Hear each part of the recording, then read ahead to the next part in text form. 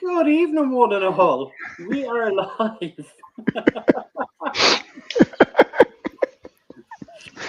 Hold on.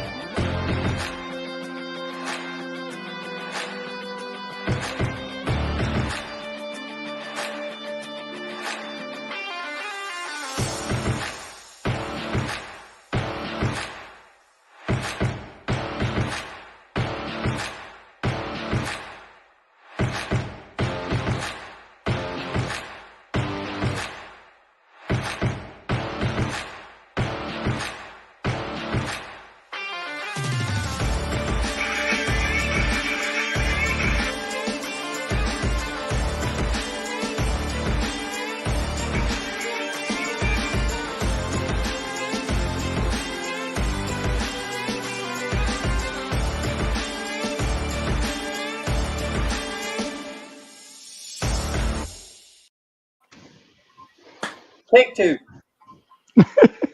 False start, offense. 52 offense. False start. 10-yard penalty. Good evening, one and all. Welcome along. And we are 2 minutes late, and that is entirely my fault because I did not press the go live button. So, welcome you along to season 4, episode 23. Have I got that right this time, gents? Yep. Overall, episode number 228 of the UK Dallas Cowboys podcast. How are you both doing, gentlemen? Yeah, not too bad. Managed to survive last night with former Eagles Hollis Thomas. It was a very good night, although I did seem to be a stooge last night. So every time, every 5 minutes, he's like, Dallas sucks. So, yeah, I gave as good as I got, though. So. Very good. Just win, baby. Just win. We're getting a John Madden reference or an Al Davis reference in relation to the big news of today. Yeah, and certainly came through. Obviously, we've sent a 6th-round pick for Hankins and the 7th to the Raiders. So it's a good pickup. Should help. It's another big space-eating body to help shore up the run game. Obviously, has experience of playing in our division because he's a former New York Giant. So. Knows what the NFC East is about, knows all the rivalry games, etc. Should be a good pickup, and it's at relatively low cost as well. And normally, the Raiders like to fleece us as they did with Amari Cooper 3-4 years ago. Most at that point in time, I think the best they'd been offered was a 2nd-round pick, and then they were holding out for a 1st from us. So. I think it's a good pickup. The only thing now, obviously, with the raising of Carlos Watkins at the weekend, there you've now got an overabundance, more so than you did before. But you've now got a whole heap of defensive linemen on the roster on the 53 at the moment. So that was my first thought on it. That was my first thought on it. Like, you lose a corner and bring in a D lineman. Mm-hmm. You know, there's only 4 spots on the D line. So you've got a starter, a spare, and two left over. So we'll see. We'll see. I mean, it wouldn't surprise me if somebody got cut or traded. They've probably just brought in Hankins before making room, as opposed to making room and then not getting the deal over the line. So, DJ Dog raising the trading question. There's every chance. Yeah, there's even talk that Paul's pick at Neville Gallimore was a healthy scratch at the weekend, and there's listening to one of the podcasts this week, there has been concern that Neville Gallimore is not really bought into the off-season program, went away and did his own thing, and maybe isn't as far along the progression that they'd be liking at the moment. So maybe there is something there. Maybe they ship him for something. So yeah, remind me to come back to this comment later on the second part, on the LVE part. But it is, look, let's be honest about it. We still don't seem to have that space eater in the middle. Bohanna doesn't seem to have become the big body guy.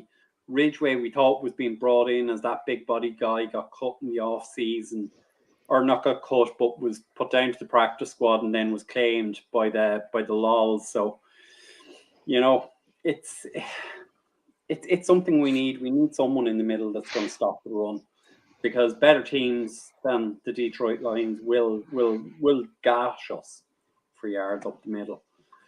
But look, it's great to see all the comments coming in as always. And look, folks, let us know your thoughts. You are the most important people to this show. Myself, Graham, and Lauren, we're only here because you guys are commenting and letting us know what you think. So keep it up, and we will try and pull everybody's comments up as we can. We've plenty of them there, and we'll get to them as we kind of go through the program. So obviously, look, it's a victory polo Tuesday. It's a 24-6 win over the Detroit Lions. We're now 5-2, probably the only 5-2 team in the country who's not in first place in their division. Didn't see that one coming. Yeah. I mean, who saw the Giants sitting where they are? I challenge anybody to put the Giants in that record at the minute. Well, the NFC East is back. I mean, even the Commanders obviously resorted to making Aaron Rodgers and co play rugby on the last play. They were doing everything they could to advance the ball down the field until they gave it back to Aaron Rodgers, and he goes, "Oh shit, I'm meant to run with it. No, I'll just pass it down the sideline," and it went through the offensive lineman's legs and out of bounds. So, so obviously, this is after a couple of years of being the NFC least, we're now back to being the NFC beast. So, how are things with the Sir Ian Wilson household, Graham? He's not pleased. He's frustrated. He doesn't put it all down to Devontae Adams. He says that the offensive line is not doing its part. Yeah, they're having to rely too heavily on their running game, and their defense isn't playing particularly well. He would suggest. He wouldn't. He did make a bold prediction that if they don't make the playoffs, Rodgers will retire.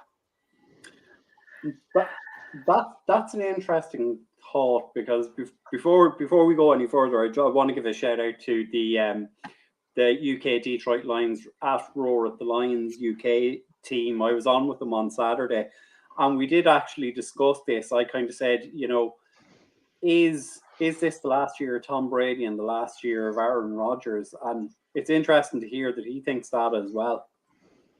Well, it doesn't. It couldn't. I mean, might not necessarily stop there. You've got Matt Ryan now benched. Sam Ellinger's now the Colts starter.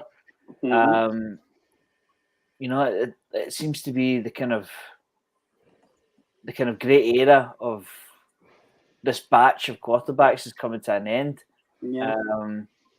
Off the top of my head, there'll be a couple more. I can't think of any more off the top of my head, but think how long Matt Ryan, Aaron Rodgers, Tom Brady, they've all been in the league, and they could all go out in the same off season because somebody Matt Ryan's age, you're starting to bounce around teams and you're not even starting anymore.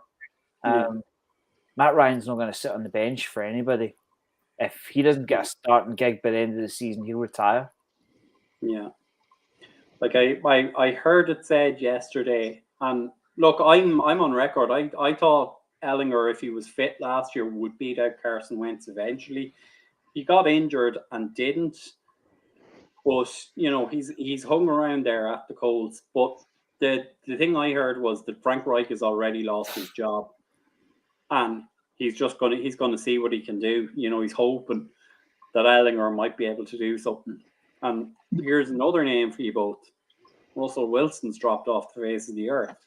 Yeah, and there's another head coach that, by all accounts, the only thing that's saving him another week is the fact that the Broncos are coming across to London this week for the Wembley game. If they were still in the States, I think Hackett would be already in control of his P45. So because and it's not just been him. There's been a whole load of issues this year with timing, delay of games and things like that. And for all we've maligned Mike McCarthy about some of his play calls, his game management, that sort of thing, it's been nothing on the scale of Hackett in Denver.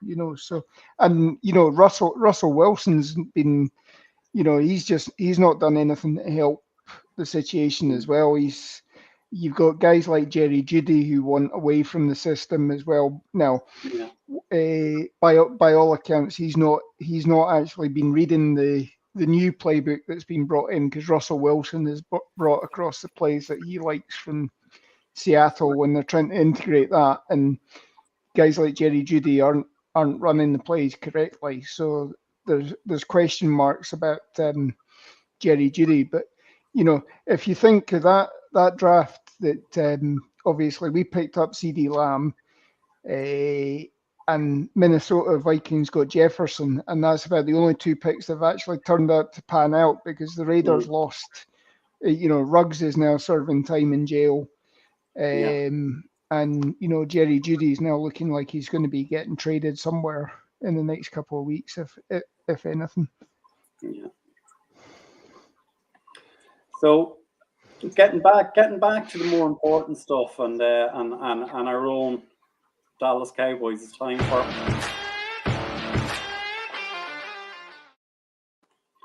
some news and updates. So, as we say, look, we've acquired Jonathan Hankins today for what seems to be a sixth or a conditional sixth round pick. Dak has played his first game since week 1. Jordan Lewis has gone to IR. His season is over with a Lisfranc injury. And Neville Gallimore was a healthy scratch at the weekend. Basham was elevated from the practice squad, was it? To replace him. And now we've taken on Hankins. Carlos Watkins was. Basham's still on IR. Basham's still on IR, yeah. That's it. So,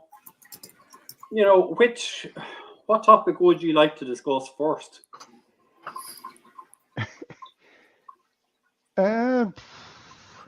Well, if we go in order, obviously the trade with Hankins, I think, as I said at the beginning, it's a big space eater. It's low cost because it's actually we're giving them a sixth and they're giving us a seventh back, so we're still getting something out of it, even if Hankins doesn't pan out.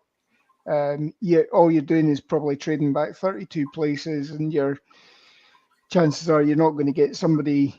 The 6th and 7th round picks are normally the guys that are inhabiting your practice squad anyways, or are 50 to 53. on your roster. They're probably your maybe your special teamers or something like that. But or I mean, obviously, it's potential trade bait for moving up in the draft if you see a player that you want. So it can only do good. I mean, we'll see how that goes. So yeah.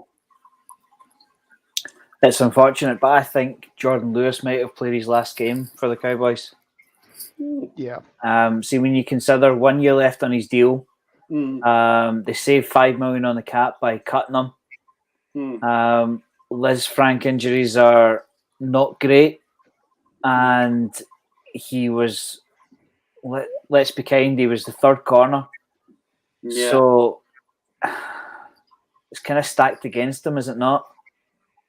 Especially when you've got guys like Nashon Wright, who you would expect to progress again. Do you want to pay your fourth cornerback $6 million? I don't think so.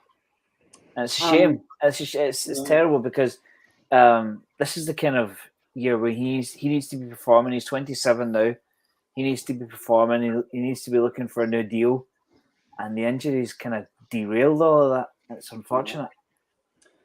And to be fair, I think Deron Bland has also stepped up hugely since he's come in the draft. Yeah. I think a lot of people had him pegged as the fourth cornerback and possibly the third. So Lewis was in trouble already, and then as you say, Nashon Wright and Israel Mukwamu are coming along.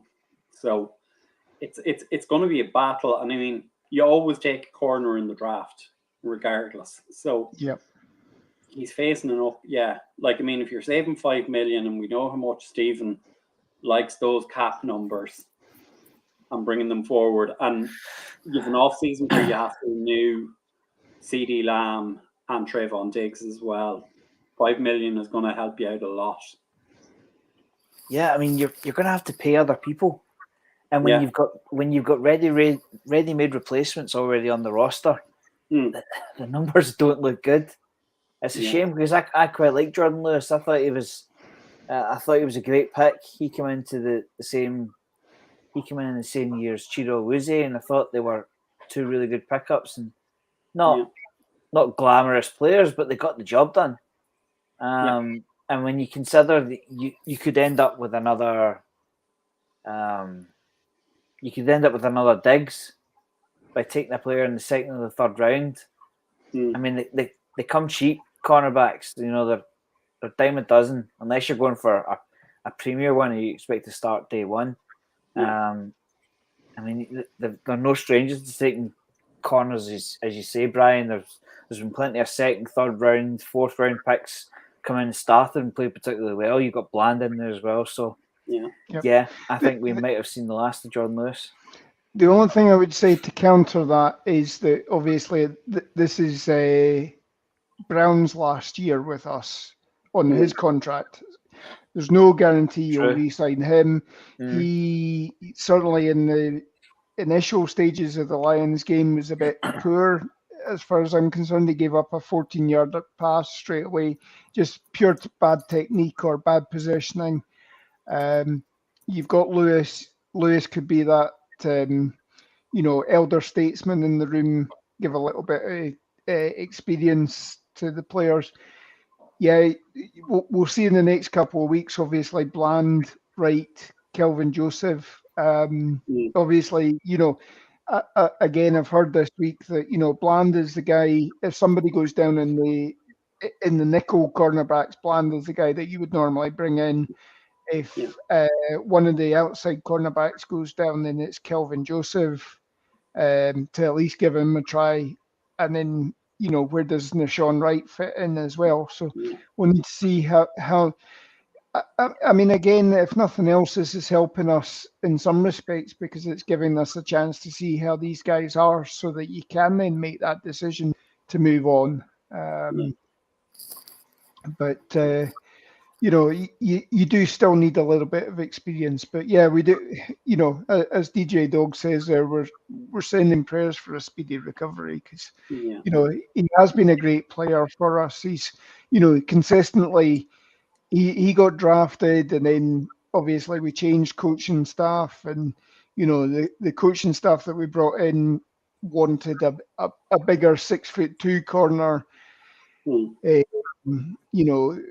That was and then every time the defensive coordinators come in, whether it's Nolan, it's Dan Quinn or whatever, they come in and said, no, he's not our style of player, and he goes and proves them wrong, and he actually garners their respect. So he deserves at least a chance to come and try and get back to position.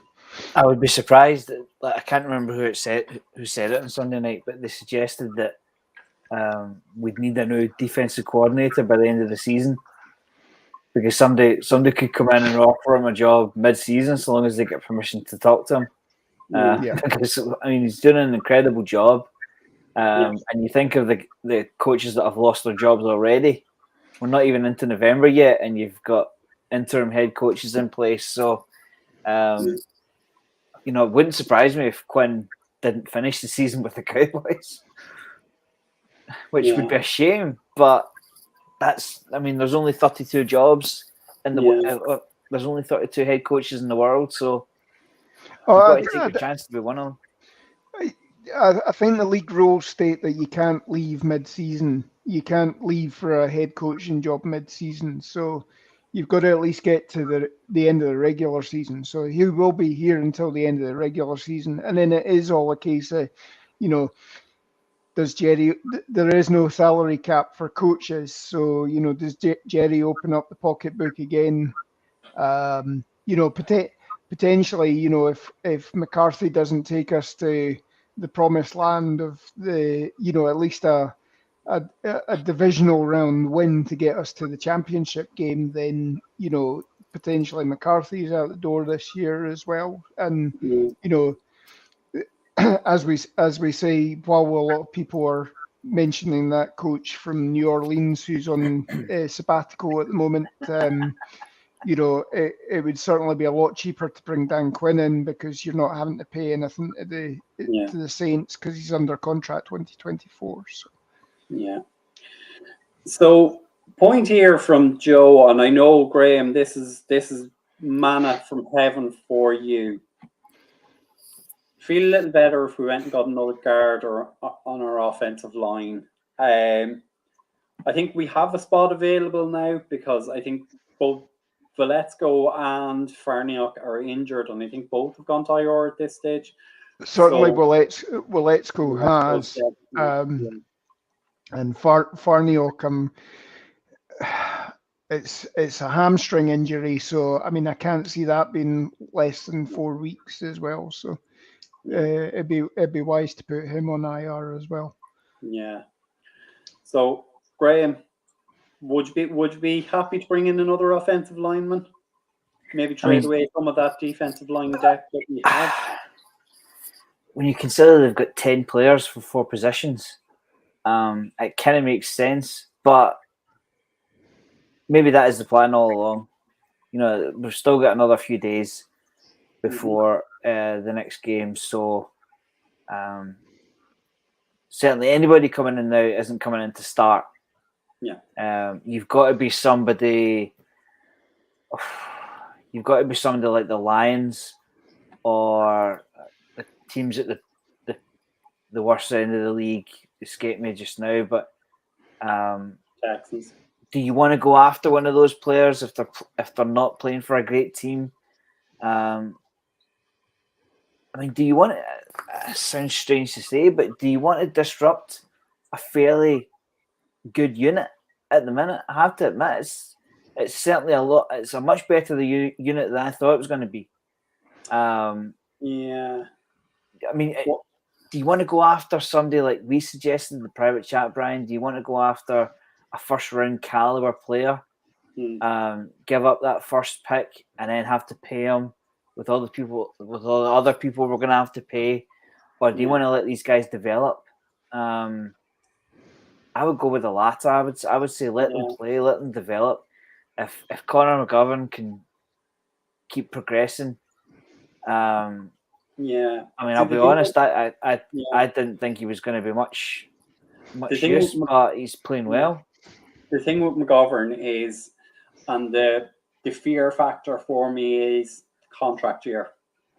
And is it going to be a case of we're going to end up paying him more than he's worth because he played well in his last season? I would be more inclined, as you say, maybe to draft someone, because look, ultimately, it's the one thing we always say: Tyron Smith will be injured for a significant chunk of the season if he even plays at all. And Tyler Smith's getting a lot of game time at the minute.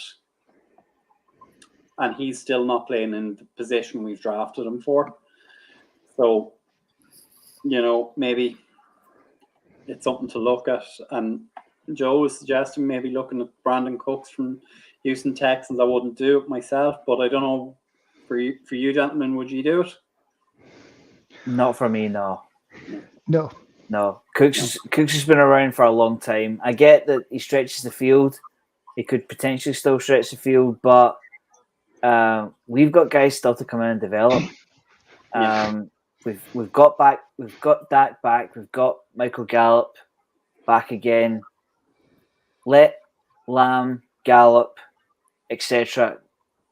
Let them have their time. No,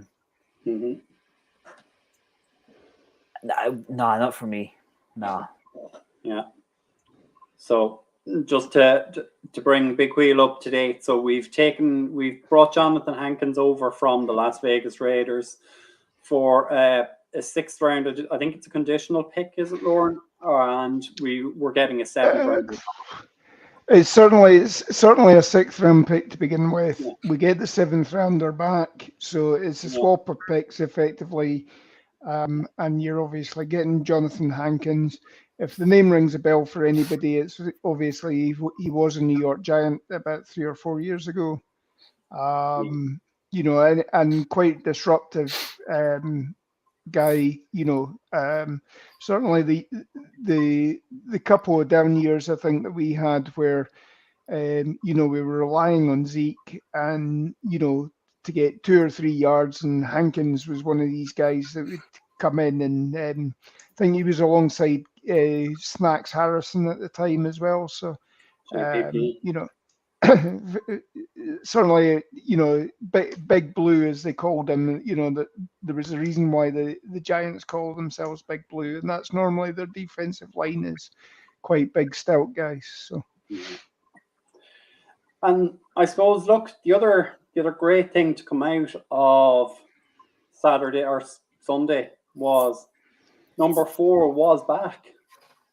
He was back, and there was rust. Why wouldn't there be? But it's a team game, and the defense kept us in it long enough to shake off a little bit of rust, get the run game going, and don't get me wrong, I still think the defense won that game, but that's okay. The 85 Bears did it all season long. The Ravens have won games with defense for goodness knows how long. It's maybe not the case anymore, but it's okay if your defense wins the game. If you win every game 3-0, you win the Super Bowl. So it's as simple as that. Not too concerned about Dak. I think as soon as he gets the rhythm back, and he's shaking off an awful lot of rust on Sunday there, I have no concerns at all. He was efficient. I mean, he completed 76% of his passes. He had over 100% or 100 passer rating, moving him up to, I think it's 2nd on the list, on the Cowboys list of players with 100 QB rankings in the game. So obviously Romo's the leader in that by, I think it's something like 15 games or so. But there were, obviously the initial pass where they had him bootlegging out and he was throwing on the run and it sort of skied a little bit, and there was a little bits of miscommunications between receivers. that's to be expected. And I mean, again, you go back to, Dak didn't play in the preseason. This is effectively, that was probably, say, his dress rehearsal game in terms of, what he did in the Bucks game, and then obviously came in and played this game. So it should be, we should see things improve. You'll get, he's developing a rapport with guys like Ferguson and Hendershot. Obviously, getting Hendershot his first TD pass this year, And out of his career. 150th touchdown. Yep. And obviously we've got the running game to help him out this year. So, I mean, this is almost going to be, hate to say it, you go back to something like the Giants of Jeff Hostetler and what have you, where you do sort of grind the ball down. And I think it's quite interesting that you see the Bills are back up this year as well. So you've got, the Bills, and you've got all of the NFC East are coming on strong as well. You could be seeing this sort of a repeat of Super Bowls 25, 26, 27, 28, So, that's a big prediction. Yeah. I think you do kind of speak well to it there, Lauren, in terms of, he didn't have an off season. He barely played against the Bucks. Like, as I say, coming from that chat I had with the guys in the Lions on Saturday, they were worried Dak was going to absolutely light them up. But it was always going to be a game where he wasn't going to throw that much. And I think it's in games where he has less than 35 throws, we win something like 80+% of them. Yep. Yeah. Down to the run game. Yeah. Down to the run game. And I know it sounds silly, but the Lions defense is not void of talent. It's not like you haven't got anything to hang on to with the Lions defense. Mm-hmm. I mean, Aiden Hutchinson is the player they wanted him to be. Yeah. I think early signs show that he's going to have a fantastic career. Jeff Okudah has finally found his feet after being, was it the fourth pick in the draft, I think it was, when he came out. So something like that. He's finally found his feet. It's the Lions offense that's lying on the sidelines hurt at the minute. That's why they're tanking games, because they were a big surprise at the start of the season, but they've lost their ability to move the ball, and Jared Goff's being exposed. I mean, we saw it. We'll come on to that, but as soon as if they become healthy again, they won't be. It's not the Lions of 3 years ago. I don't think. They're playing for pride now. Yeah. And I mean, they had a bye week last week, so they had effectively 2 weeks to go and sit and watch our game plans or our game tape for the last 5 or 6 weeks, and scheme against us. Obviously they had the unknown quantity in the fact that we had Dak back, but you certainly you could tell that everything was building, that we weren't going to change the offense too much just because Dak was back. And they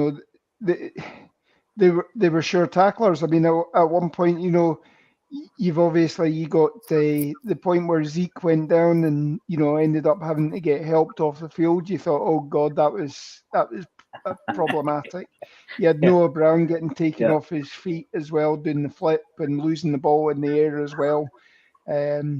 Those were fairly catastrophic, or could have been catastrophic for us. It just so happens that obviously we defense kept us in it, and we finally got into it in the second half. So and started to pull away in the second half. So I think we're nearly half an hour into the show, so I think it's time that we started talking.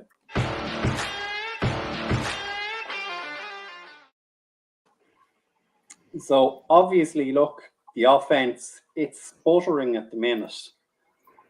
It's a combination of the O-line is still finding its feet, receivers are a little bit off, timing is a little bit out. The only thing that seems to be working is the run game. Yeah, I mean, but that's okay. Yeah, That's okay though. I mean, that's why the Jets are playing so well at the minute. I mean, again, prayers up for Breece Hall. That's a sore one. That's a proper shame. That.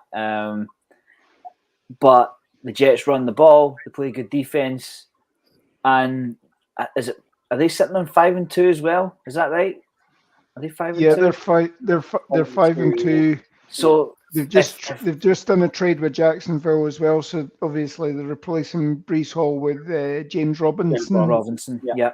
So if the Cowboys want to run the ball 30 odd times and win the game, throw your boots, go ahead. The Jets are asking Wilson to do very little. I'm all for asking the Cowboys to do very little with Dak, because if they're not using Dak, then they're doing well. If they can split the carries like they've been doing, if the offensive line can play at a high level like it's been playing at, it's not broken, don't fix it. I think that was a huge success for Cooper Rush as well. I mean, that's one of the reasons why he only lost his first game, 2 weeks ago. So if it's not broken, don't fix it. Just make sure it's a well-oiled machine and continue to carry on. Yeah, one of the things I thought was interesting from this game as well, and it sort of pairs out to things that Dak had said while he was standing on the sideline, that he was getting to see things, how the plays were developing from the sideline, which is something obviously because he got thrust into the starting job from day one effectively. It's something he's not been able to do. Other than when he's been injured. He's been able to see how the plays develop on the sideline. So a lot of the time this time, you haven't seen Dak audibling as much this last game. He stuck with the play calls that were made. What you weren't hearing kill, and changing things. So, maybe this does help. Maybe the young, inexperienced Dak Prescott has given way to this slightly more mature guy that's developed from having the time off and actually not being on IR but being on the sidelines and getting to see it from a different angle, sort of thing. So he's got a better knowledge of the offense, but probably than obviously seeing things in the heat of battle. I saw this question raised on Twitter just to see what you guys think of it. On Sunday, if the team had been playing another team with a winning record, would we have still won the game? And I answered it by saying, yeah, I think so. I think so, because I still think we have a top 3 defense. I know it's high, but it's certainly top 5 without a question of doubt. I would put us in the top 3. That's how highly I rate this defense, and I think we're still pinching ourselves when we say things like that about the Cowboys, that it's the defensive side of the ball that's winning the games at the minute.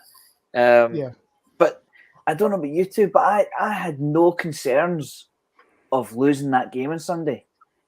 It was like, right, okay, fair enough. We didn't get the score that time. We're kicking field goals right now. Just stay balanced and trust the process, and let the defense do their job. I mean, you can't get much better than recovering a fumble on the 2-yard line. You can't play better defense than that. That's just incredible.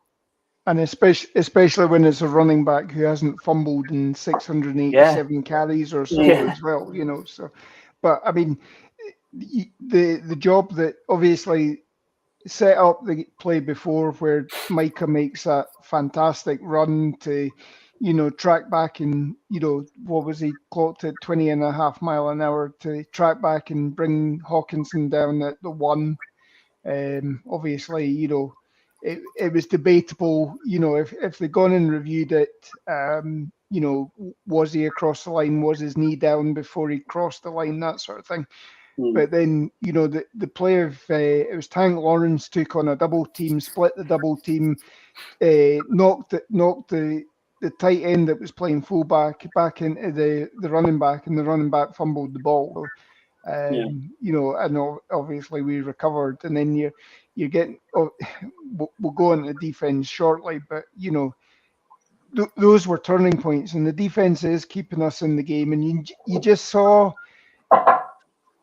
There was a lot of things, even though we weren't complete finishing drives, you did see nice plays that were forming, and you could see things that were happening, and then just little breakdowns were happening. So you could see it coming together, and I think we will build on it the next couple of weeks, and the offense will get somewhere where we can be competitive with some of these teams that might actually handle our defense slightly better as well. But so the question I have for both of you, and again, this was something the guys on the Lions asked me. Zeke and Tony Pollard, and Big Wheel has kind of called this. It's obviously Pollard is gone this off season. Has Zeke done enough not to be cut next season, or are both of you bringing him back? I would bring him back next season. I think the main thing that you've got with Zeke is that he is playing unselfishly. He is playing for this team. And, he's come out and said that as long as him and Pollard are getting the carries, he doesn't care if he gets 5 or he gets 25 carries. He knows that it depends on the team that you're facing, that some weeks, the inside game will be there. Some games, the outside game's there. And it's just a case of, you need the two of them together. And I mean, obviously we're quite lucky in the running backs that we've had. But I mean, even if you go back to guys like Tony Dorsett, the early part of Tony Dorsett's career, you had different running backs as well. In that offensive backfield, you had guys like Ron Springs, you had Preston Pearson. Each of them had a function, and each of them were interchangeable. They were on the field at the same time. You saw a nice little wrinkle in the goal line sets this week where Pollard was actually lined up as a wing back. So there's obviously something that's coming off that as well. That I think you're going to see something build on that, because they were bringing him in motion and then firing Zeke up the middle. We got a couple of touchdowns off that formation. So I think there is something, and if Tony Pollard should understand that he needs somebody like Zeke as well. So if he goes somewhere where he's the number one guy, obviously he's a liability in pass protection at the moment. So maybe it does him well to stay on this team, assuming he gets something that he can set himself up financially for life or whatever. You want that second contract, you want it to be rosy, but so unless you're going to get a massive signing bonus, you want to be somewhere that you're going to flourish in. So Graham, give us your own thoughts on this whole Pollard and Zeke debate. Well, you know I like a rubber stamp, Brian. Yeah. And I'm going to give you another rubber stamp. Okay. Zeke Elliott finishes the 2023 season with the Cowboys.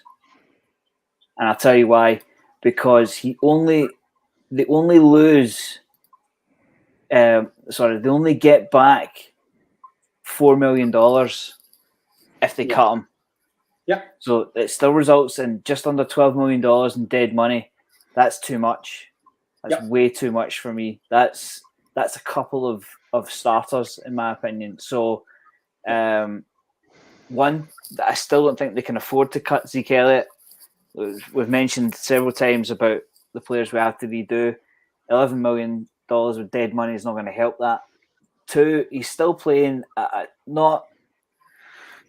maybe not top 5, top 10 running back numbers, but he's still playing at a level that allows the Cowboys to do what they like on offense because he can pass protect, he can run the ball, and I still think he can be a 3-down back.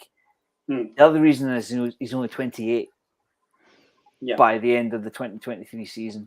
So he's not old. He has a lot of dead money potentially, and he's still the starter. So I don't see what points to them cutting Zeke Elliott, especially when you've got Pollard signing for somebody else, for instance, to go and be a starter. If I was to get the crystal ball out, I would say the Cowboys draft a change of pace back. We'll see what happens. I know DJ Dog suggested that Pollard can be a restricted free agent. We'll see what happens with that. But I still don't think cutting Zeke Elliott is on the cards, even if they wanted to. Like we had calls at the start of the season. They need to cut Zeke. They need to get rid of Zeke. And I remember all of us at one point saying the Cowboys cannot afford to cut Zeke Elliott because it would result in it would have resulted in $30 million of dead money. No team can handle that. There are worse backs around the league than Zeke Elliott. And if you look at it this way, and Lauren, you made the point that he doesn't mind splitting the carries with Pollard. I'm sure it will be the same next season if they did bring in a change of pace back. There's still a lot of rubber on the tires there for Zeke Elliott. Like, he's not housing runs anymore.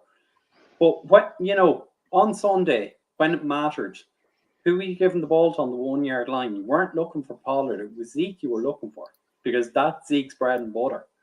He's getting those dirty yards. And I mean, okay, he's not having the long runs that he did in 2016, but you're seeing elements of that 2016 back. The hurdle was back this week. Last week, on the touchdown run that he scored against Philadelphia, he was spinning, he was weaving, he was making guys miss. Obviously his priorities have changed. He is that bulldozer style of guy that he's setting up Pollard. Pollard's setting up Zeke, so you need that mix, and Zeke knows that if he was a 25 carry a game back, he'll end up that will take a couple of years off his career.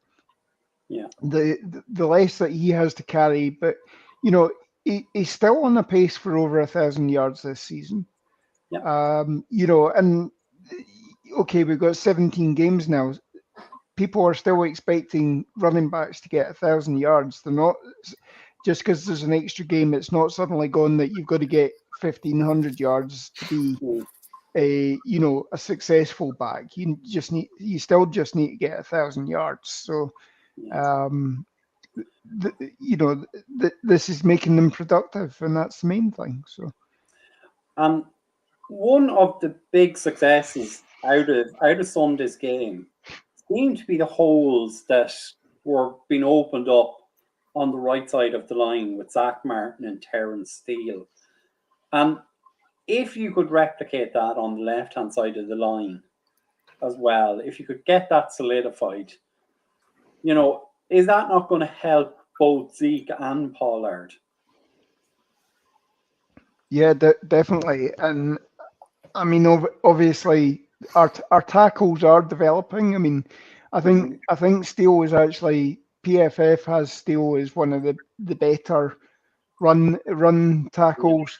I think Tyler Smith is showing that as well. They do have deficiencies in their pass protection, but I mean at the same time they've been going up against guys that are, if not already stars, they're future stars. I mean, I think Aiden Hutchinson proved there that I think he went up against both of them, and got to get both of his sacks, and he's certainly got a full arsenal of pass rushing moves that can put anybody on the back foot. So he's already on something like 5 sacks this season. So that's showing that he's not lumbered with being that second round as number 2 pick, and he's not got the pressure on him. He's actually performing at that level. So, is there anything else, gentlemen, you'd like to discuss on the offensive side of the ball before we flip it over? Dalton Schultz. Take it away. Is he a nervous man at the minute? I think so, because I mean, I know I was skeptical at the start of the season, but from my viewing of it on Sunday, the future's bright in the tight end room at the minute. Why should we extend Dalton Schultz when you've got Ferguson and Hendershot ascending? I think we talked about it, Lauren, with Jamie, and we said that at the minute, Dalton Schultz has lost his gamble because the offer was there.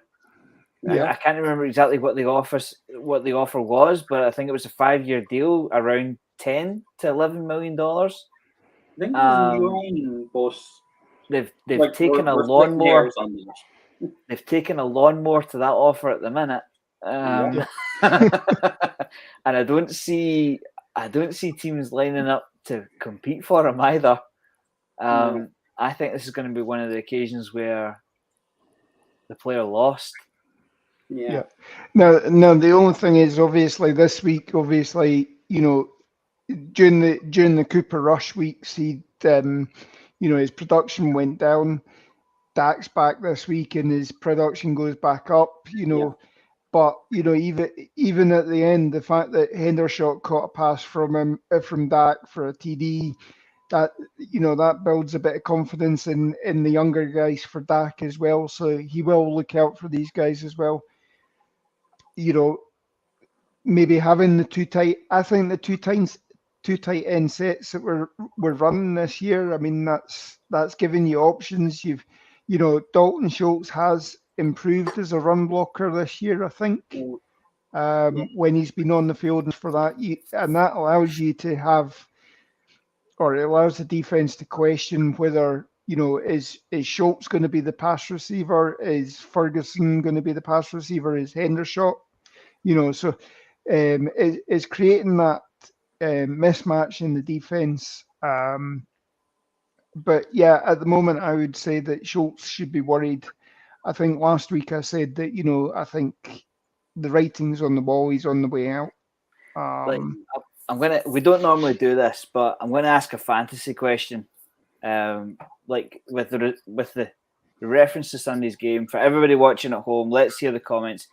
If you play fantasy football, I'm going to give you a choice of tight end. You can either have Dalton Schultz or Robert Tonyan of the Packers. Now I picked up Tonyan because of Schultz's injury. And it came to the waiver wire this morning, and I'm looking at it and I'm saying, you know what? I'm going to hold on to Robert Tonyan for a couple of weeks. What do you think? Yeah, you've kind of fed into a question for me that I was gonna suggest this, and I've seen this in a few places. Obviously, we're approaching the trade deadline. Would you consider trading Dalton Schultz away? And the other side of it is, and I've seen this from a few people as well, is there's another tight end playing on the cap or on the tag. Would you try and get Mike Gesicki in?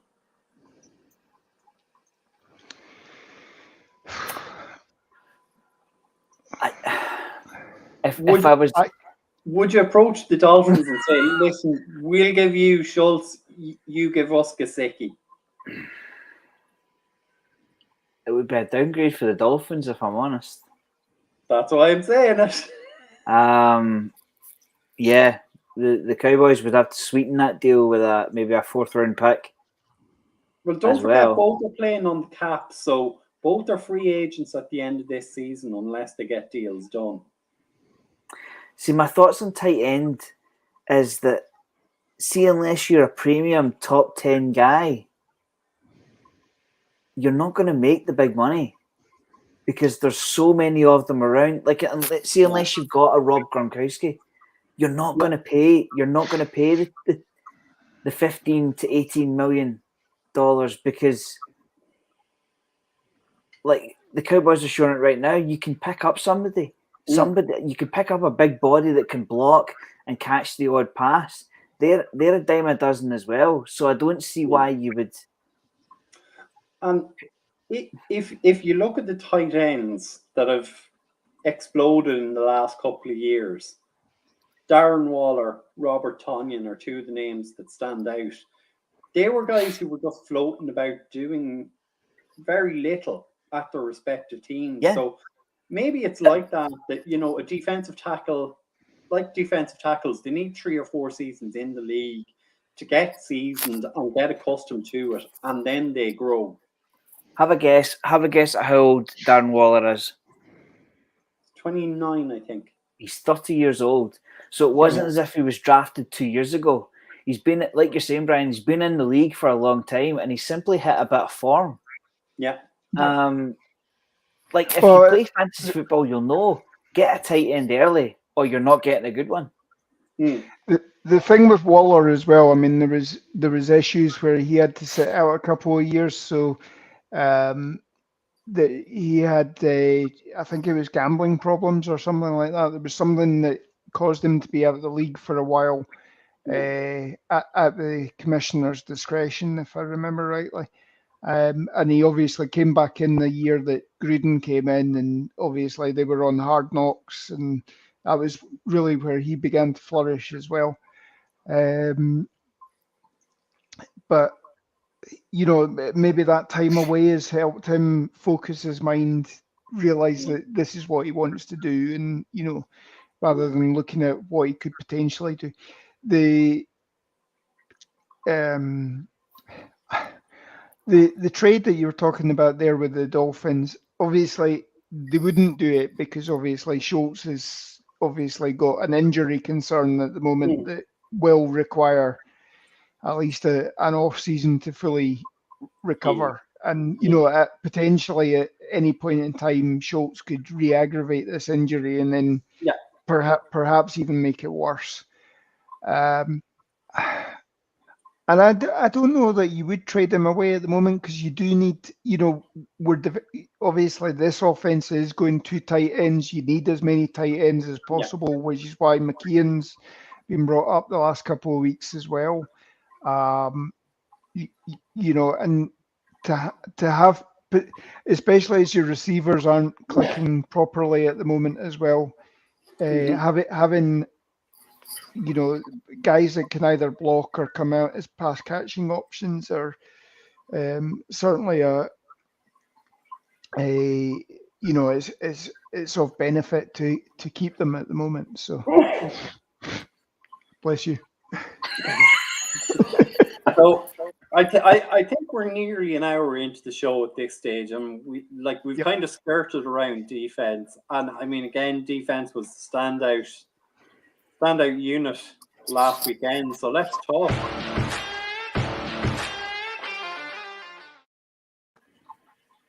There's a lot of places where we could start this discussion, because I've seen the comments, and I know DJ Dog had a comment in before we'd even joined the show talking about Micah Parsons.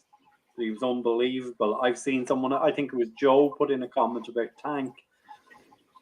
And for me, I don't think either of them were the match ball winner on Sunday evening. But I'll leave to you gentlemen to give your opinions. I know exactly who mine was, Lauren. I know who mine was as well. In fact, NFL UK posted something yesterday. How 3 words to describe your team at the weekend, and mine was Sam Williams beast mode. And I mean now, obviously, this is a guy that he's flourishing in the playing time he's getting. But I mean, to think that he had 2 sacks, a forced fumble, a tackle for loss. And you would think from that he'd been on the field for the majority of the game. He only played 14 plays. So to get that production out of 14 plays is some good going. And, it just shows that one of the strengths of this defense is that you scheme to go against Micah Parsons. Tank steps up. You go to block Tank. Sam Williams steps up, Golston steps up, Diggy Zuwa steps up. Yes, at the moment we've got concerns with the ground game, hence the reason why we've traded for Hankins to try and bring in this body. But we are getting it done with the guys on the offensive line, on the defensive line. That these guys are making plays, and we're getting to the quarterback. We're making tackles for loss at times, and it's not the same guy every single time. So, this is presenting problems and this is why our defense is, top 3, as we're saying. We're getting, and for somebody who is so young, was much maligned coming out of college, and obviously you asked Paul what his thoughts were on the pick. I'm sure he's, but Paul said that he would love to eat humble pie, and I'm pretty sure at the moment there's a fresh batch in the microwave at the moment. So. Yeah, I thought you were going to go a different way, Lauren. I thought it was going to be Trayvon Diggs for avoiding arrest. What is Jim Nance's problem?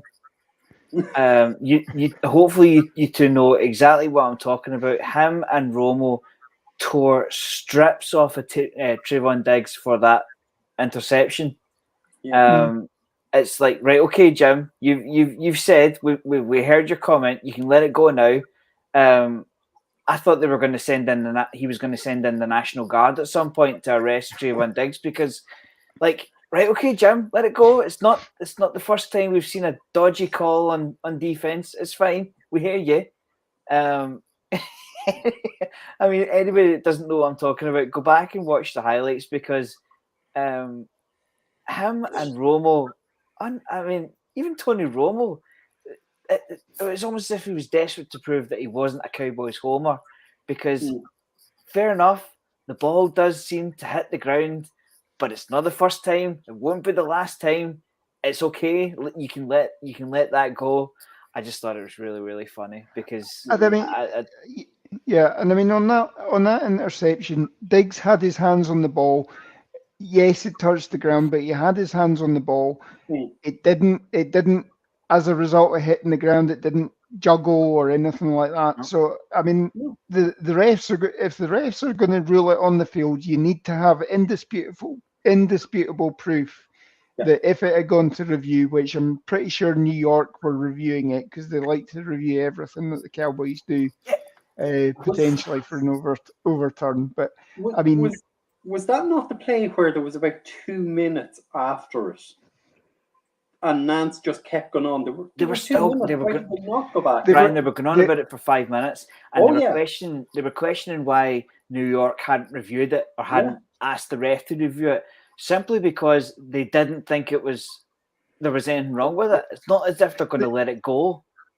They were Not still with the going. They were Cowboys. still going on about it when Jordan Lewis did it as well, because Jordan Lewis made a fingertip catch off the ground as well. But obviously he got his fingers down underneath it, and he made the catch as well. But I mean, you guys will have seen they the just replays. wouldn't let it go. And I mean, you've got to understand that Romo does have to, the same way that Aikman does as well. They have to try and prove impartiality, and they probably go to the extent that a lot of the Cowboys fans would go, wait a minute, did you used to play for us, or did you have any loyalty to us or not? But Brian, I think that bring up that comment. Bring up that DJ Dog comment.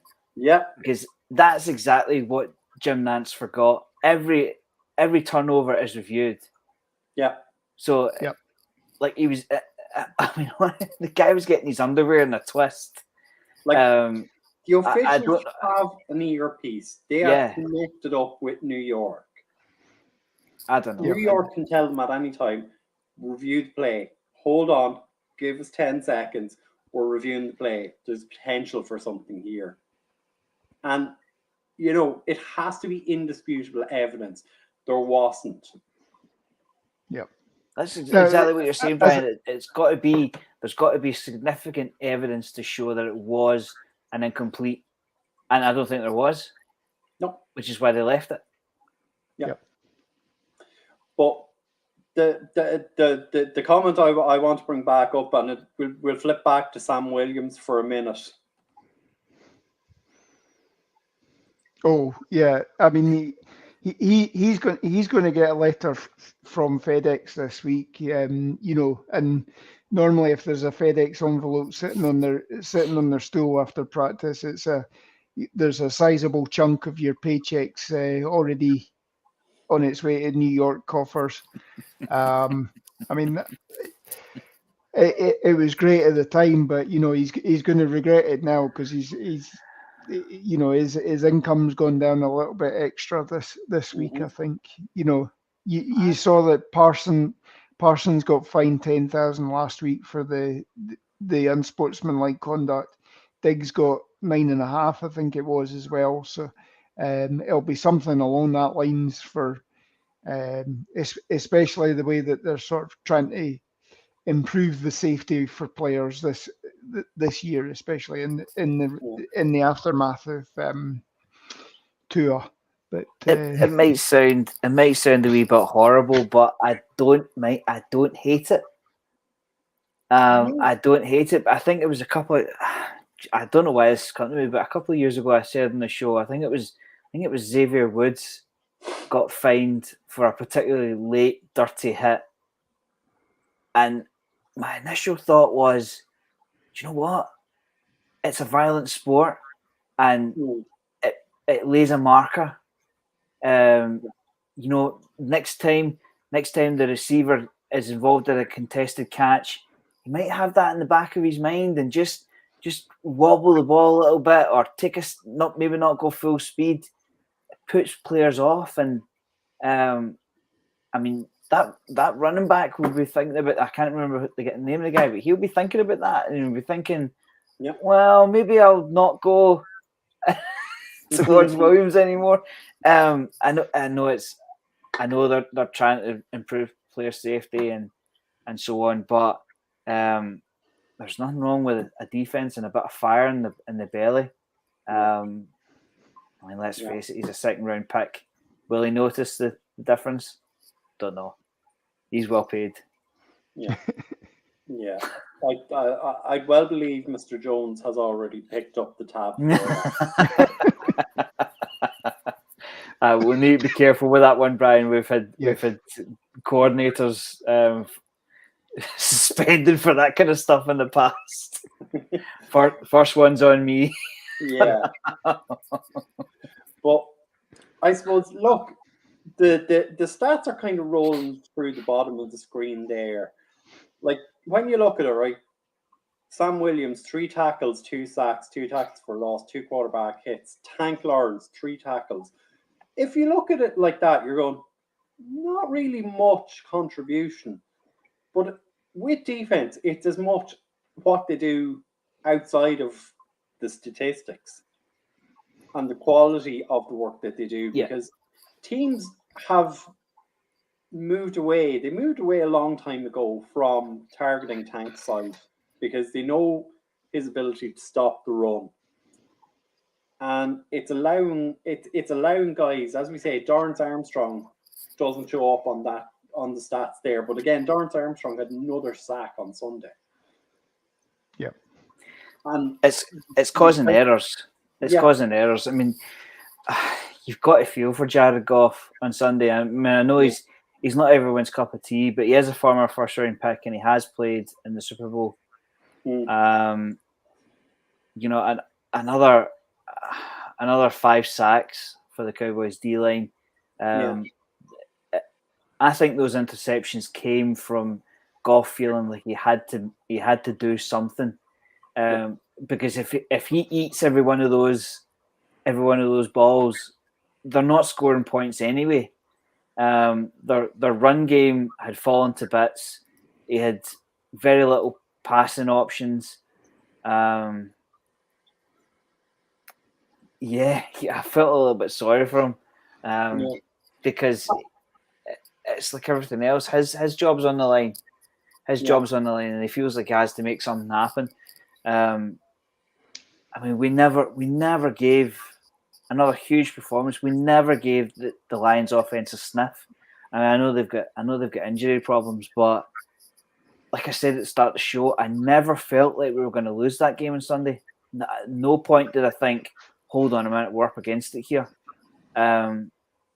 It's so spread out across that defensive line. That's why I thought it was a little bit strange that we traded for another defensive lineman, because we're getting results from pretty much every pass rusher. I get that they're wanting to shoot up the middle of the line, but if you're taking it as a unit, that's got to be one of the best units in the league at the minute. So I don't think you need to do much with it. So, question the guys at the UK Lions asked me on Saturday, and I'm going to throw it over to you, Lauren. Was what is Aidan Durday and Dan Quinn doing that this defensive line is so successful? Because I saw a stat from RJ earlier this evening that we've had 29 sacks this season and 12 turnovers. Last year we had something like 14 sacks and 12 sacks and 14 turnovers in the same period. So what specifically is the defensive line doing? I think, one of the things that, when we brought Dan Quinn on, one of the things that was talked about Dan Quinn obviously was a half away from winning a Super Bowl as a head coach, and everything went downhill from there. And it was probably all to do with his offensive coordinator, who subsequently was a half away from winning a Super Bowl a couple of years later, and watched that fritter away as well. But one of the things that Dan Quinn is very good at is he will take the young guys, the lower talented, less talented guys, and spend 10-15 minutes with them at the end of practice and run through additional drills that are aimed at developing them. And they are getting, this is having a benefit that all of these guys are stepping up. They're obviously, you saw the way that they interacted last year when we watched Hard Knocks. You saw the way that Aidan Durday was getting the guys' respect. Now, Aidan Durday, obviously, he's a imported coach. He's a niche coach in some respects, much like all these women coaches that you're seeing coming up around the league now. I don't want to take anything away from him, but prior to that, he'd been the guy that was in charge of developing the international pathway players. He was in charge of that. Dan Quinn's brought him in, that experience of having how to develop players to get them at least on a practice squad and get them into the international player pathway, I think that's something that's helped as well. And they're just bringing a new approach to this defense. And I mean, even Dan Quinn, this defense that you're seeing from Dan Quinn is completely different from the defense that he had at Atlanta. It's completely different from the defense that he had at Seattle as well. Now he could have just said, "My defense works. This is how I'm gonna run it," and carry that defense across. But Dan Quinn last year when he met with the press after that, you hadn't seen anything from him until after we'd had the defensive heavy draft in 2021. And he had a press conference where he sat there and said, "Yeah, I've looked at everything I've done while I was with Atlanta, with Seattle. I've readjusted my defense." And he has. This is completely different defense, but he's learning the attributes of the players, and he's scheming them into all they have to do is use the attributes that they have, and they're using it to good effect. They're not asking them to be a square peg in a round hole, and that's why you're getting the benefit that you get. So if I kind of said, is it as simplistic as this? That, and BJ Dog kind of alluded to it here. Is it the fact that this is the second year that we have Dan Quinn and we're not having guys changing into a different system? Because we'd Marinelli, then we'd Nolan, then we'd Quinn. And for the likes of Tristan Hill, who came in the 2019 draft, this is his first year with the same coach. Yeah. Probably the same for a lot of the position groups. They have the same coach this year. Is it that simplistic? It can be. And obviously, the defense is taking that step better this year because there's only a few extra wrinkles that they've maybe brought into the defense this year that all of them, they have the experience of last year playing in the league under Dan Quinn's system. And now, as I say, it's only one or two things that they've changed, one or two extra plays that they've added in, and you're able to the main thing, especially when you're a defensive player, is that you've got to. It goes back to the KISS theory. Keep it simple, stupid. And the less that these guys have to think about. Now you saw last week against Philadelphia where Micah Parsons was having to second guess himself because of and every defense does this with the option plays, the run pass option that Philadelphia runs. You are second guessing yourself because you look for that key, and then it's like, right, do I go for him? Do I go for him? The easier you can make it for this defense, and the less that these guys have to think about it and just float the ball. And they've got the experience in it. That's why we've taken a step ahead this year, I think. Yeah. And just some breaking news. I don't know if anyone has seen it on Twitter. The Pepsi Rookie of the Week, Sam Williams. So doesn't surprise me. Very good. Again, as we say, 14 plays and you get that production. That's. So, Graham, a question I have, and I'm going to throw it to you. The linebackers, are you happy with the depth we have there, or does it concern you? Because for me, obviously, we've Micah who does what he wants, when he wants, and that's not a knock on him in any way. I think they're allowing him to be Micah Parsons. Yeah. Anthony Barr has been coming on in recent weeks. Van Der Esch, you're seeing there, he was top tackler at the weekend. Are you concerned if any of those guys go down? Because the depth behind that is Jabril Cox and Damone Clark, and they haven't been getting. I think Damone Clark is coming up this week, and you haven't much chance. Devin Harper, who's the other linebacker, hasn't been dressing most weeks. I did have concern, but I think there's a lot of durability about the linebackers at the minute. I mean, like Jabril Cox was playing particularly well until he went down injured last year. Yeah. I haven't really heard a great deal from Jabril Cox. I don't know if you guys have thought differently, but he's been a bit part, and I think that's down to I mean, Anthony Barr was another sack, or a recovered fumble. Let me look up the stat. But even Anthony Barr contributed. Yeah. He contributed as well on Sunday, and we picked him up late on. He's got one pass defended. Did he not recover a fumble? Was it a fumble he recovered? Anyway, haven't heard from Jabril Cox much. We've got Damone Clark to come back. I think Jabril Cox has been inactive most games, actually. I think he started the first, or played for the first two games, and then I think he was pretty much inactive for the last couple. There's questions on whether he is fully recovered. Either, obviously there's a mental aspect to tearing your it was his Achilles, wasn't it? He did last year, or was it? Mm-hmm. Aye, there's a mental aspect there that you've got to be happy that you can plant and turn and cut and all that sort of thing.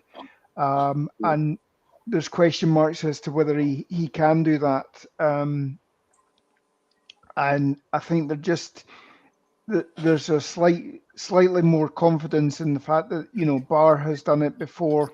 I don't think Barr's flashing, but he's not been consistent enough. So that is a concern, and I think that's why you're seeing that we're beginning, now that we've got Curse back from injury, you're beginning to see a bit more of the free safety lineup where either Wilson or Curse comes down and plays that sort of hybrid linebacker that we were even envisaging that Keanu Neal would play for us last year. Now obviously Damone Clark, his 21 days are up tomorrow, so we need to make a decision from that whether we activate him or keep him on injured reserve for the rest of the season and basically redshirt him. I think by all accounts he is getting the hang of this defense, and we've got space at the moment that we can bring him up quite easily. With all the guys that have gone to IR in the last couple of weeks, there's certainly a space to bring him up without having to cut somebody. So I wouldn't be surprised if he's brought up, and then that's another piece that you bring in. But you won't be expecting too much out of him immediately. Harper's more special teams to go alongside Gifford when he's playing as well. So so I'm just looking at the stats, and Graham, you were right. Anthony Barr did have a fumble recovery. Dorrance Armstrong had one. DeMarcus Lawrence had one. Sam Williams had one. So there was 4 fumble recoveries as well. It's just a fantastic defense, and I mean, it really is. It's a superb unit, and how can Dan Quinn not get a head coaching job in the spring? It just, I mean, he's doing a superb job. With, to my knowledge, there's only 2 first-round picks in the unit. You can count Anthony Barr, but he's not really first-round caliber anymore, if you know what I mean. We've still got Van Der Esch and Micah Parsons with a couple of second-rounders in there. See, to my note, I'll just do a quick count just now. 1, 2. No, it's just the one. I think it's just the one undrafted. So you've got, was Donovan Wilson 6th round? 6th round, yeah. Melville Sixth. Gallimore, was he 4th? Third. 5th? 3rd? Third. Yeah. Osa, was he a draft pick? Also was third. He third was 3rd round draft pick. So they are investing in the unit, but it's not wins across the board, if you know what I mean, like an offensive line is. He's doing a superb job. He really is. And we would not be in the position we are right now without that defensive unit. Yeah. So, anything else we want to discuss on the defensive side of the ball, or would we like to talk a little bit about special teams? Yeah, let's go special teams. Graham? I can't think of any. I mean, I'm running out of fantastical words to say about this defense. I mean, really. I mean, the long-standing saying is, "I'm not getting carried away. Not getting carried away. Offensive win games, and defense win championships." But I'm not getting carried away. I'm already. You guys saw. I'm already toying with T-shirt designs that are Doomsday 3, getting down and dirty, and all that sort of stuff. You know, so that's where I am as far as the defense goes. So. Yeah. So I look, and DJ Dog has called it turpentine. Yep. It really is. It's close, folks. I think we're on the precipice of Turpin housing a kickoff or a punt return, because he seems to be scanning and surveying the field and then making a jump cut and going. Yeah. Can he do it this weekend against the Bears? Was it a punt return? That was the longest punt return of the season. Yeah. Yeah. So we haven't had a punt returned yet. There might have been a punt returned, but not from that distance. I mean, you'd have to be on your own 1 yard line to return something like that. Yeah. I mean, it just shows how the league is trying to get rid of special teams. Yeah. Because they're moving kickoffs forward, bringing enticing teams to let it go for a touchback to the 25-yard line. That's another stat. You know, they're trying to get rid of special teams. Because that stat you mentioned there, I think I heard it in the coverage on Sunday. Yeah. Mar has kicked a touchback every kickoff this year, and hasn't had one now.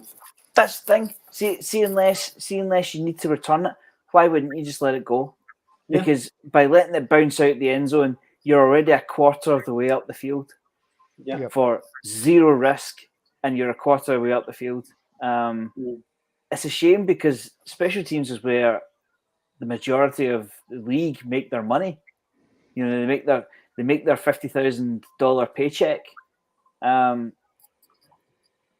I just thought it was an eye-opening stat. I know it's been on the cards for a while, but for Turpin to have the longest punt return of the seasons to date and it not being a score, it just highlighted to me again that they're trying to cut this stuff out.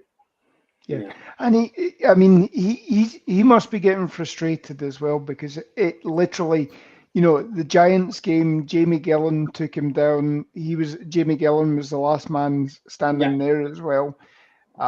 You know, and obviously he outran most of the Lions special teams. And again, it just happened to be the last man standing as well, took him down as well. You know, it's gonna come, and you know, I'm pretty sure it within the next couple of weeks we'll be saying that he's got on the scoreboard, and you know, he's just showing off his class. I mean, he will be the special teamer, I think, for the NFC this year, and well, not that you're gonna have a Pro Bowl, but you know, obviously he will be selected on the Pro Bowl roster. Yeah. I suppose the great thing is, look, isn't it great to see a guy who is what, he's 5'8", he's less than 200 pounds soaking wet. Yeah, That there's space for a guy like that in the game. He's less than 160 pounds of soaking wet. There was a shot towards the end of the game. Dak had everybody in the huddle, and Turpin was in the huddle.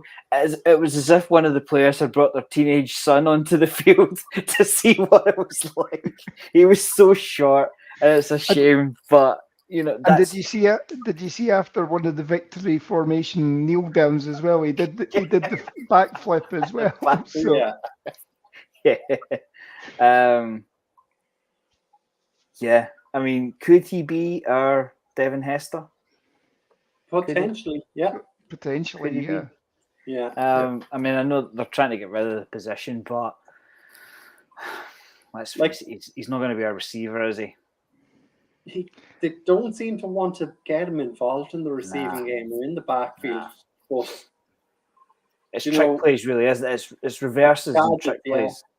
Yeah. But they have had him on the field, which is it's setting it up for something further down the line. But just having them on there, again, it's creating mismatches. You've got people going, oh, wait a minute, he's on the field. That means we'll expect him to do this, that, or the other. And it's another thing for the defense to consider. But we've yet to see any offensive production, really. It's strange seeing number 9 line up in wide left at AT&T, isn't it? Yeah. It's going to take a bit of getting used to that. But, number 9 splitting out wide. Isn't it great to see number 9 is not swiping?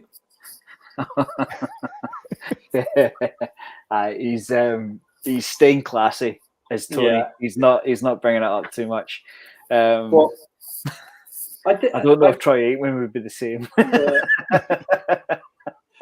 I suppose. Look, is it fair to say that Bones Fassel? It was mentioned at the weekend that Bones Fassel has probably been the best special teams coordinator this season. Like, he brought back Brett Maher. Brett Maher's, I think he's missed 2 field goals and had 1 blocked extra point. Yep. And both of the field goals were from long distance. There were shots to nothing, really. But it's Amber is one of the top 5 punters in the league. His units are doing well. It's a bit conservative for a character like that, though. Do you not think? Yeah. Like, I was thinking that, when I asked. Do you think he's been reined in a little bit? I think he has, and I think McCarthy has settled into the role this year of head coach. Now, obviously, that's a bit concerning that it's taken him 2 years to do that. But obviously, first year you've got COVID, and then he's had to come from a situation where in Green Bay you don't have the owner going out and speaking to the press because there isn't an owner for Green Bay. There is no focal point for Green Bay. The head coach is the focal point, and even so, the Green Bay media are not, or everything is not scrutinized the way that even the nationwide press scrutinize everything that happens with the Cowboys. Yeah. There's question marks with that, and I think this whole thing about the flip from the previous years, it's been the Cowboys offense. This year, it's the Cowboys defense that is the more prominent thing. Yeah. And you realize that if anger can flip the field, you don't need to do you're going to win the game because 9 times out of 10, there aren't going to be teams that can drive the ball 80, 90 yards against our defense. So you don't need to do the fake punt, the crazy plays. We know it's in the arsenal. We know that Fassel will be having anger throwing passes in warm-ups. So again, it's something that the opponents are having to be mindful of. I thought it was interesting that in that Rams game where I was just thinking to myself that we were going to see a fake punt from one of us, and sure enough, the next play the Rams pulled it off.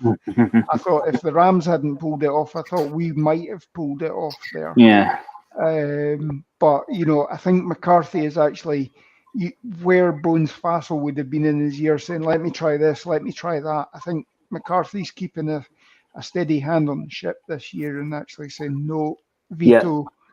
But the special teams are playing complementary to the defense. The defense is helping set up the offense as well, so that they've got short fields in a lot of situations as well. Because the turnovers are now actually coming. We're getting the sacks as well, which is forcing them to punt from deep as well. So all of this is playing, and this is why we are 5-2. Yeah. And if we'd had Dak last week against the Eagles as well, we could have been 6-1. And tied for first in the league, but or first in the division as well.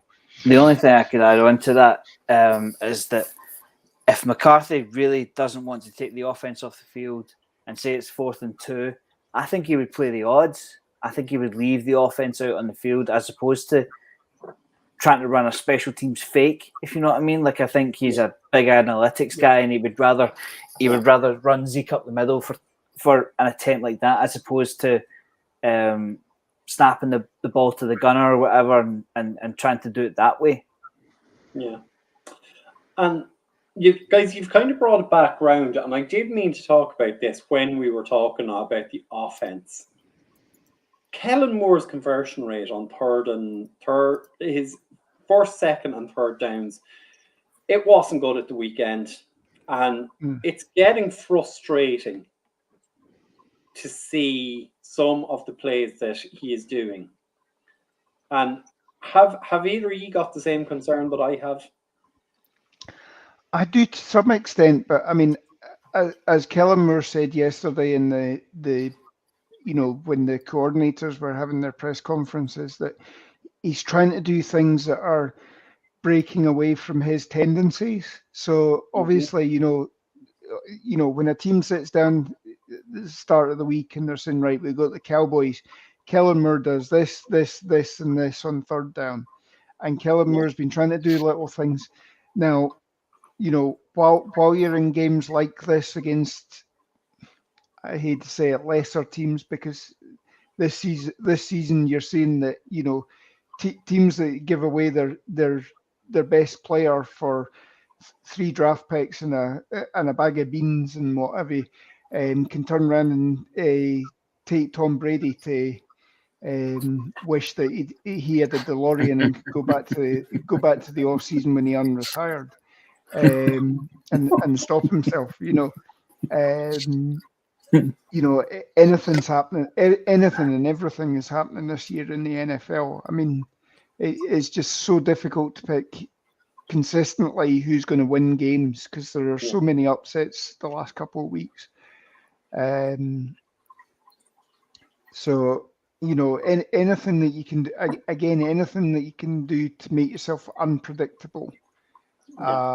And these new plays, they'll work or they won't work, and you can sit there and you can go, right, that hasn't worked, scratch that. That comes out the playbook, and you're just refining things. But again, it's breaking away from the tendencies. So you can't load up the box on 3rd and 1 because half the chances Dak's going to fake the handoff and roll out, and you've got Dalton Schultz on a waggle or whatever. So,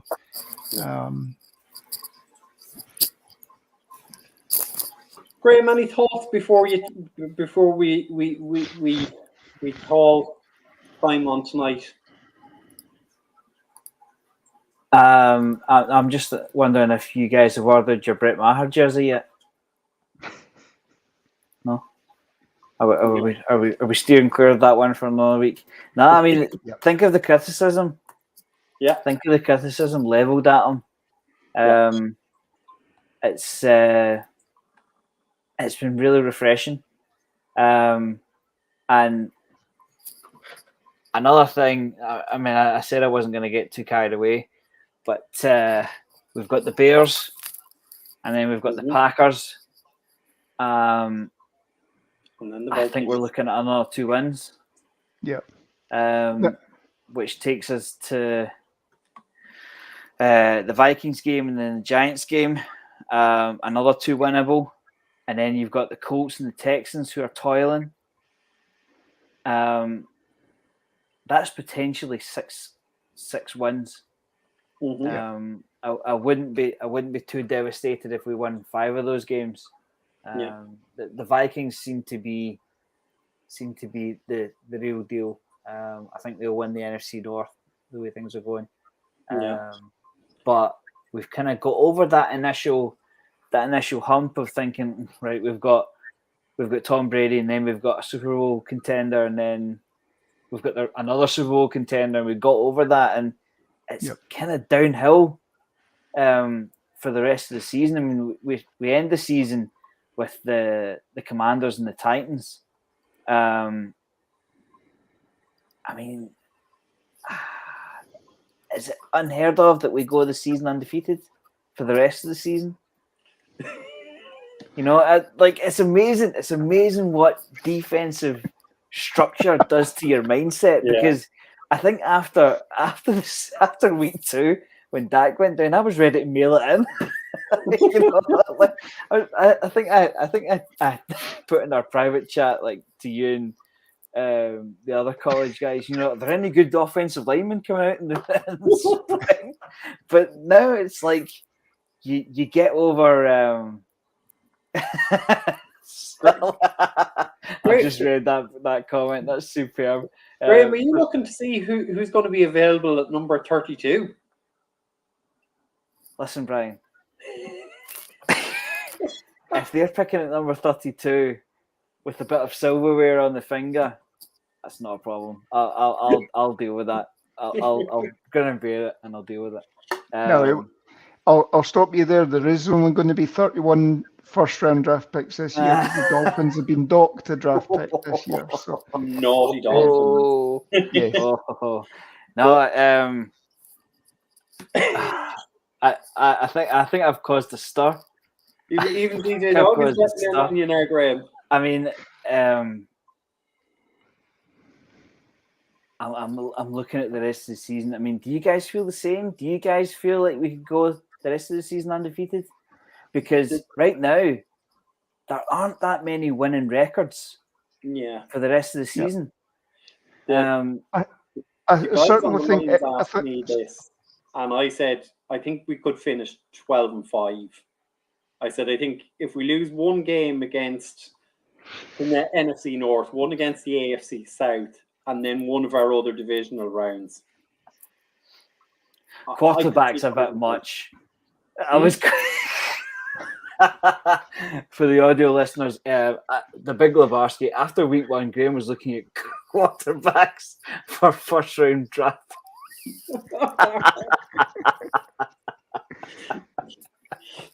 Yeah, I mean, the only thing is as long as our guys don't live up or don't start believing the hype, all of these games are winnable. Now, I think last night, obviously, as soon as the final whistle had blown on the Detroit Lions game, Vegas had us as 10.5 point favourites over the Chicago Bears. Chicago Bears went out and stunned the New England Patriots last night on Monday Night Football as well. Yeah. You know, so whether that's inadvertent bulletin board material that, you know, they're saying, well, we're being disrespected by Vegas, let's go out and kick ass, you know, and potentially, you know, they're looking to be more upsets. And again, you know, Chicago have a similar offense to Philadelphia with this run pass option. Yeah. Obviously, they don't have the components that Philadelphia do, but and you know, all of these games against the NFC East, you know, you can throw the form book out the window on that, because the NFC East, when you're playing a divisional game, you know, anything can happen. It's almost like you go back to the Jerry Anderson films and like Terrorhawks. I think it was Stay on This Channel. Anything can happen in the next half hour. That's the sort of thing you've got to focus on for. You've got to focus on for NFC East games, But as long as you guys keep level head, I can certainly see that, the remainder of the season is potentially winnable, and you're maybe talking that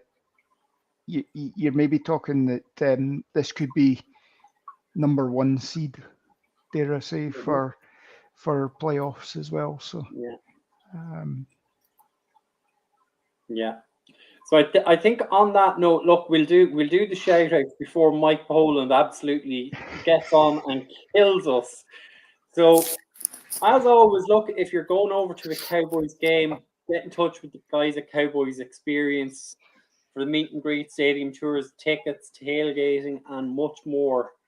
And if you use the code, gentlemen, what do you get? You get free stuff. You get free stuff. And don't forget, keep tuned in to our socials.